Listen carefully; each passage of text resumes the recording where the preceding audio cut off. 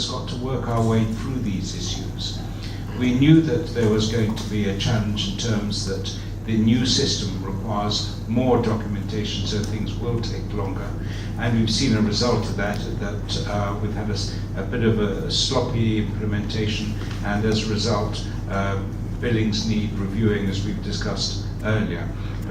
But none of this is rocket science. The support that we've had from the senior executives at both Cerner and BT has been exemplary.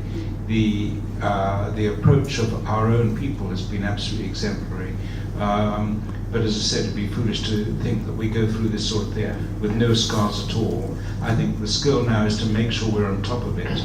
Also, I want to be certain that we did carry out the right amount of business process re-engineering when we went onto the system, and any areas that are too clunky need to be revisited now.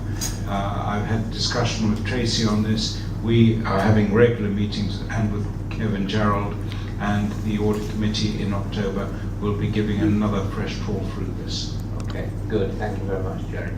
How long, Steve, before we can interface this system with the GP systems? So we have been supported from Imperial Charity, actually, with some further funding to accelerate that ability. I think we've got that programmed in from the financial year 15-16.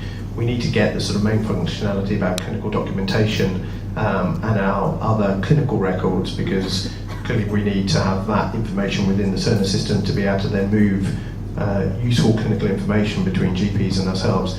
But we have a program of work working directly with CCGs and our GPs, so as they will be able to see our Cerner clinical record, and we will be able to see their GP record, so there is a transfer of clinical information between the hospital and GPs. And ultimately, this is absolutely the direction of travel, so as we can make sure that that clinical communication and that integration that we talked about throughout this board meeting is facilitated by the technology, the IT, that allows that to happen.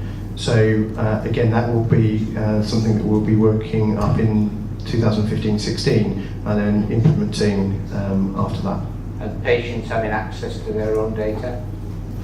So the start of that kind of portal is to move information between GPs and the hospital. At the moment, within the paper record, patients do have the ability to access their paper record. Increasingly, we'll be also sort of building the opportunity for them to access their electronic record.